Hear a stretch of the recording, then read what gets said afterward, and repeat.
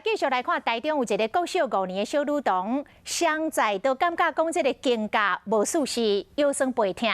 本地想讲是运动过量造成的，但是打这个酸痛的大补，做这个民俗的疗法，拢无来改善。尾也去大病院来检查，原来是这个梁骨歪去了。 医生讲，这个写字的姿势不良，也就是长期排这个册牌啊，拢排伫同一边，拢有可能会致使梁骨来歪去，爱赶紧找医生来处理，也若无是会愈来愈恶化。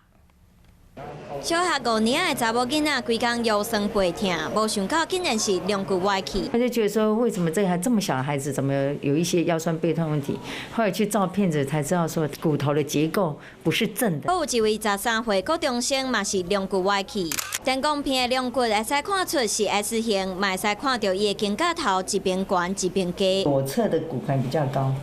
他的右侧的肩膀就会比较高。医生讲，梁骨歪去有分原本就安尼，或者是其他原因造成的，比如讲，有的孩子写字的时候会歪斜啊，然后或者是喜欢用平板呐，他有一些保持一个姿势太久。实际来问家长，因认为囡仔做这件代志，嘛有可能造成姿势不良。看电视有时候就会躺着看啊，那可能我们家长在旁边就要稍微叮咛。梁骨若已经歪去，物理治疗师讲，状况较轻的，会使透过简单的运动来改善。下巴贴到墙壁后面，然后想象头这边有顶一本书。不过，若是真严重，就有可能要开刀，角度超过60度，更有可能。连肺的功能都会被挤压，会受限。 医生提醒家长会使看卖囡仔肩胛头敢有变悬，肩胛头敢有痛出来，骨盆敢有变大，身体弯去头前的时阵，其中一边的骹脊片敢有痛出来。若是感觉怪怪，爱赶紧去病院互医生看，啊无拖愈久就会愈恶化，甚至阁会影响到心肝。